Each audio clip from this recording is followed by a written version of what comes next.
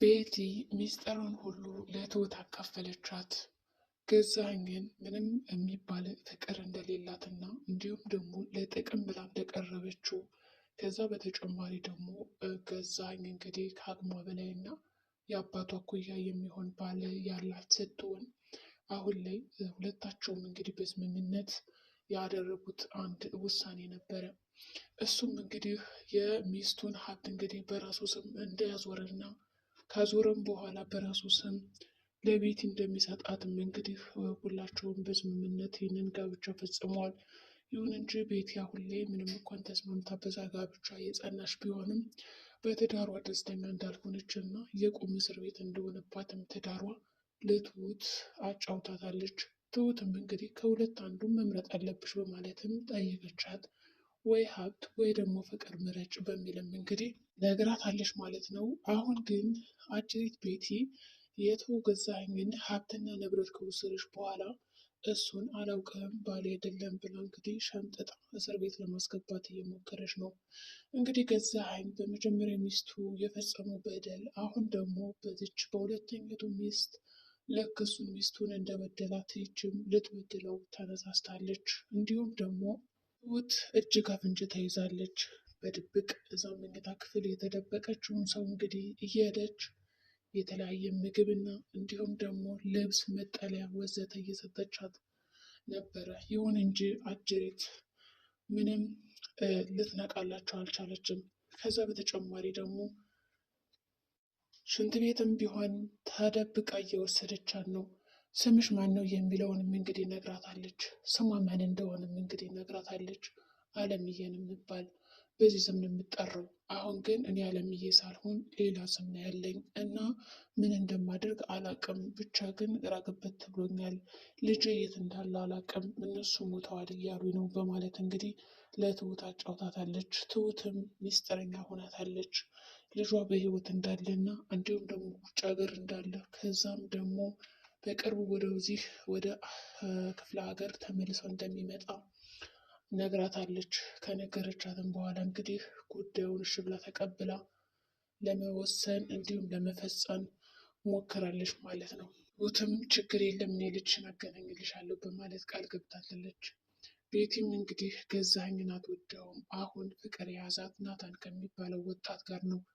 ናታን በእኔ እኩያ ይሁ ሲሆን ይሄ ደግሞ ለገንዘብ ብዬ ያገባሁት ስለሆነ ምንም አይጠቅመኝም። አሁን ያለ የሌለ ሀብቱን እንግዲህ ሙልጭ አድርጌ ዘርፌ እስር ቤት ነው የምወረወረው። ለዚች ለመጀመሪያ ሚስቱ ያላዘንልኝ ሰው አሁን ለእኔ ለምንድን ነው እንደዚህ የሚያዝንልኝ በማለት እንግዲህ ለትሁትም አጫውታታለች። ትሁትም ይህንን በሰማች ጊዜ በጣም ፈርታ ነበረ። እንግዲህ ቤቲ ሁሉን ሚስጥሯን እንደማትፈልገው ባሏንና ሀብትና ንብረቱን ብቻ ፈልጋ ከዛ ከውድ ልጁ ጋር መኖር እንደምትፈልግም ካሳወቀቻት በኋላ ትሁት ይህንን ሚስጥር መቋቋም ስላቃታት ወደ አባባ ሄዳ ነበረ። አባባ የሰሙት ነገር ከአቅሜ በላይ ሆኖብኛል። ያቺ ሚስቱ በጣም ክፉ ነች።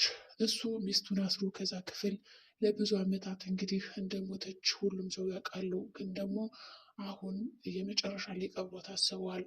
ግን ደግሞ የሚደፍኗት አሁን ላይ ልጇ ወደዚህ ሊመጣ ስለሆነ ነው እንጂ ልጇ በመጣማ እስካሁን ድረስ ሰው ደብቆ ያስቀምጧን ነበረ። ከደበቋትም በኋላ ምን እንደሚያደርጓት እኔ አላውቅም። ስለዚህ ምን ትመክረኛለህ? እባክህ በዚህ ነገር አግዘኝ። እኔ ይህንን የሰሙትን ሚስጥር እንግዲህ መደበቅ አልችልም። ከዛ በተጨማሪ ደግሞ ለብዙ ጊዜ ይዤው ዝም ማለት አልችልም እና እርዳኝ እያለችው ነው። እንግዲህ አባትም ይህንን ሚስጥር ከሰማ በኋላ እባክሽ ተረጋጊ ይላታል። እሷ ደግሞ አትግቢ ቢላትም ከዛ መኝታ ክፍል ትሁት አሁንም ቢሆን እየተደበቀች ምግብ እየሰጠቻት እንደሆነ ደርሳባታለች ቤቲ። ቤትና ገዛኸኝ አሁን ትሁትን ከዛ ቤት ለማባረር እየወሰኑ ነው። ሚስጥራችን እስካሁን በታማኝነትና በድብቅ የተስተካከለና የሚሄድ መስሎን ነበረ፣ ግን ይሄ ነገር አልሆነም። ስለዚህ ይችን ልጅ ወይ አብረን እንቀብራታለን ከዚች ሴትዮ ጋር ወይ ደግሞ ከስራችን እናባራታለን እንጂ ለስራችንም መሰናክል እንድትሆን ዝም ብለን አናያትም በማለት ባልና ሚስት እንግዲህ ተመካክረው ትሁትንም ያው ከዛ ቤት አባረው ወደ ሌላ ቦታ እንደሚሰዷትም ተመካክረዋል። ትሁት ይህንን ነገር አላወቀችም። እነሱ እንዳወቁና ከዛ ክፍል ተደብቃ እንደምትገባ እስካሁን ድረስ ማንም አላየኝም ብላ ዝም ብላ እንደፈለጋት በሚስጥር ቁልፉን እየከፈተች እየዘጋች ነበር የምትሄደው። አሁን ግን ገዛኸኝና ወይዘሮ ቤቲ ባለቤቱ በገጠሙት ካሜራ እጅ ከፍንጅ ተይዛለች። አሁን ምንም አይነት ማምለጫ የላትም። እንደውም መጀመሪያ ይች ልጅ ሌባ ናት ብለን ከዚህ ቤት እናሳስራት። ያው ታውቃለህ የእኛ ቤት በጣም ብዙ ነገሮች አሉት፣ ሀብት አሉት። ስለዚህ እዛ ክፍል ደግሞ በጣም ብዙ ወርቆችና ጌጣጌጦች እንዳሉን አስመስለን እናስገባበትና ከዛ ትሁት ወደዛ ቤት ስትገባ ሰው ሳይሆን የምታገኘው ጌጣጌጥና ብዙ ገንዘብ እንደሆነ በዚህም እንግዲህ የክስ ወንጀል መስርተን ከዛ እንድትታሰር እናደርጋታለን ብለዋል ሁለታቸውም። አሁን ትሁት ወደዛ መኝታ ክፍል ስትሄድ ያችን ሴትዮ አገኛታለሁ ብላ ሳይሆን እንግዲህ እስር ቤት የምትገባበት መንገድን እየተጠባበቀች ነው። ምክንያቱም አሁን ባልና ሚስት ተመካክረው ከዛ ውስጥ አንድ የደበቁት ካሜራም አለ፣ ሀብትም አለ። ያንን ነገር ደግሞ የእጁ አሻራ ስላለበት ፖሊሶችም ራሱ አይተው ሊያስሯት ይችላሉ። ትሁት ወጥመድ ውስጥ ገብታለች። በሌላ በኩል እንግዲህ የኤደንና የዳግም ወይም የፍቅረኛሞች እንግዲህ ሰርግ እየቀረበ ነው። ትሁት በእርግጠኝነት ይህንን ሰርግ ያችቴን የምትባለው ታበላሸዋለች። እኔ ቀድሜ እስር ቤት ከምገባ ይችን ኤደንንና የምትወደውንም ፍቅረኛዋ ጋር ድሪያት ከዛም በኋላ ቲናንም ከህይወታቸው አስወግጄላቸው እኔ እጄን ብሰጥ አይቆጨኝም። ስለዚህ በሰርጉ ቀን በእርግጠኝነት ይችትና የሆነ ነገር ታደርጋለች እንጂ በጣም የምትወደው ልጅ እንግዲህ ኤደንን ሲያገባ ዝም አትላትም። እና እባክህን የሆነ መሳሪያ ፈልግልኝ፣ ከዛ በኋላ እኔ ያው ከታሰርኩም እዝንኛው ወንጀል ስለተከሰስኩኝ ሁለተኛ ብከሰስ ችግር የለብኝም በማለት እንግዲህ ለአባባ መሳሪያ እንዲያዘጋጅላት እና ሰርጉም በድል እንደሚጠናቀቅ ነግረዋለች። ይህም እንግዲህ ባሏ በስምሽ አዞርልሻለሁ ሀብቷን ስላላት ደስ ብሏታል። ምክንያቱም ከመጀመሪያው ይሄ ስለነበረ ፍላጎቷ፣ እንዲሁም ደግሞ ያ ናታን የሚባለው የአቶ ገዛኸኝ ልጅ ከውጭ ሀገር የሚመጣ ሲሆን መቼም ገንዘብ አትለኝም ብሎ እንግዲህ አባቱ ነግሮትም ነበረ። ልጅም እኔ ገንዘብ ጠይቄ አውቃለሁ እንዴ? ጠይቄ አላውቅም፣ ስለዚህ አታስብ በማለት ነበር እንግዲህ ጉዳዩን እየነገረው ማለት ነው። ከዛ በተጨማሪ እንግዲህ እሺ ብሎ ገንዘቡንም ምኑንም የማይጠይቀው እናቱም ደግሞ በህይወት እንደሌለች ነው የሚያስበው። ግን ትሁት ከመጣ በኋላ ሁሉንም ሚስጥር እንደምትነግረው ለናታን እርግጥ ነው።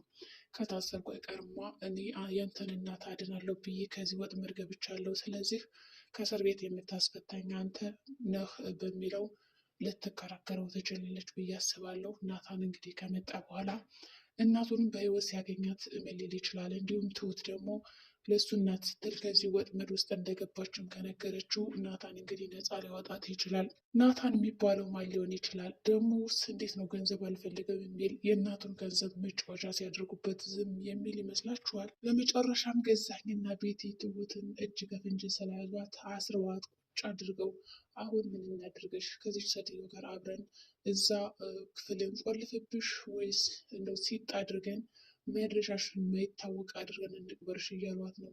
ትሁት የፈለጋችሁትን ነገር አድርጎኝ እንጂ ይህችን ሴትዮማ ነፃ ሳላወጣ ከዚህ ቤት ቀስቀስ አልልም በማለት ሁለቶች ጋር ተፋጣ ትገኛለች። ቤቲም ደስ ብሏታል ናታን የሚባለው ፍቅረኛዋ ስለመጣላት።